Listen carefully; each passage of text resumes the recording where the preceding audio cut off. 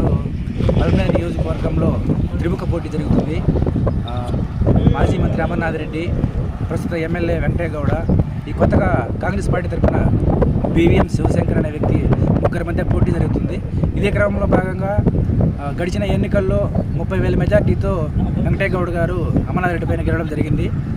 అది దృష్టిలో పెట్టుకునేసి కూడా టీడీపీ పార్టీ పుంజుకుందని కూడా మనం విన్న వార్తలు చూస్తున్నాం. ఇదే క్రమంలో ప్రజల స్పందన ఏ విధంగా ఉంది, ప్రజలు ఏ పార్టీకి మద్దతు ఇవ్వాలనుకుంటారని చెప్పేసి ఈ రైతులు అడిగే ప్రయత్నం నుంచి మనము పొలమాసనపల్లి గ్రామ పంచాయతీ దగ్గర ఒక పొలంలో ఉన్నాము.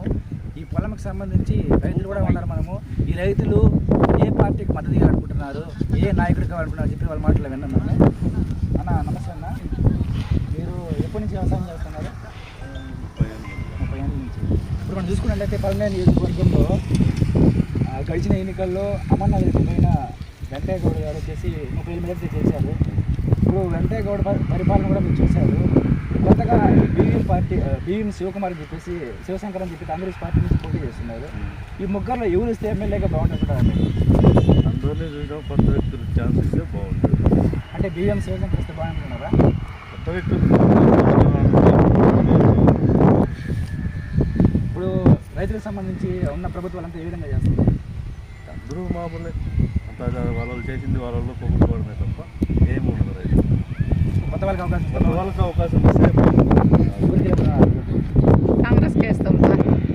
బీవీఎం శివశంకర్ కొత్త వ్యక్తికి అవకాశం పెట్టుకున్నారా? కొత్తది ఏదో ఒకటి వస్తూ ఉంది, దాన్ని చూసి మార్చుకునేది. కాంగ్రెస్ కోటేస్తే కాంగ్రెస్కే వేస్తాం. ఓటేస్తే మంచిది. అది కదా ఇప్పుడు చూసినాం కదా, అమర్నాథ్ రెడ్డి, వెంకటయ్య గౌడ్ అని చెప్పి కొత్తగా వచ్చిన బీవీఎం శివశంకర్ అని చెప్పి ఎవరు కొట్టేస్తే మంచిది? కాంగ్రెస్. ఏ పార్టీ ఎవరు వస్తే బాగుంటుంది?